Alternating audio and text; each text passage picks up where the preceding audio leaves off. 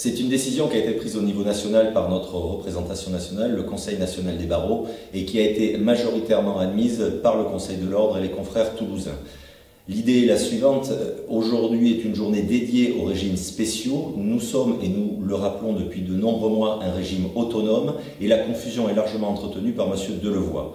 Participer aujourd'hui à la manifestation, même si nous sommes totalement solidaires du mouvement qui est engagé, nous permet d'entretenir cette confusion et nous ne le souhaitons pas. C'est pour cela d'ailleurs que nous manifesterons tous ensemble avec le collectif le 6 février 2020.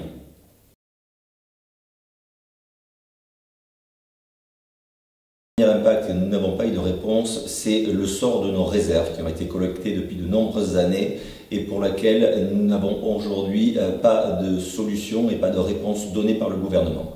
Mais le deuxième impact, qui est un impact immédiat, est un impact pour la première tranche du PASS. Pour faire simple, en dessous de 41 000 € de revenus, nous avons un doublement des cotisations, passant de 14% à 28%.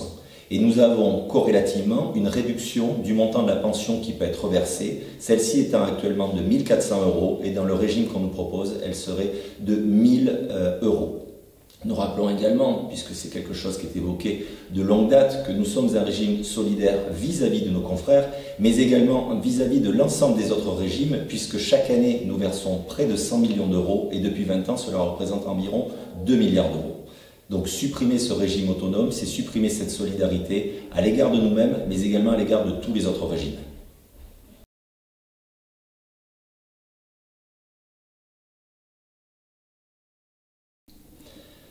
Il y aura un impact immédiat pour le justiciable et pour l'accès au droit, pour plusieurs raisons. La première raison, c'est qu'il faudra bien répercuter ce coût sur nos honoraires libres pour pouvoir les assumer à hauteur du doublement de nos cotisations.